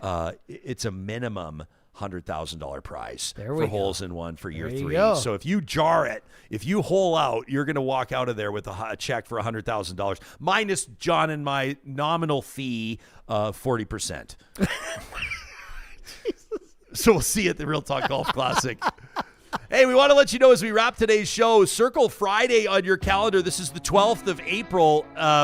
This has been rumbling for a while. Do you remember that Center Ice Canadians initiative? Rick Peterson, the founder, he had originally sought the leadership of the Conservative Party of Canada, and everybody's going, oh, Rick's starting up a new political party, a new mainstream, middle-of-the-road conservative political party, and then everybody went, he played coy, and everybody went, well, I don't know. Guess what? They're doing it. A new federal political party. Scooped on Friday, coming up here on Real Talk.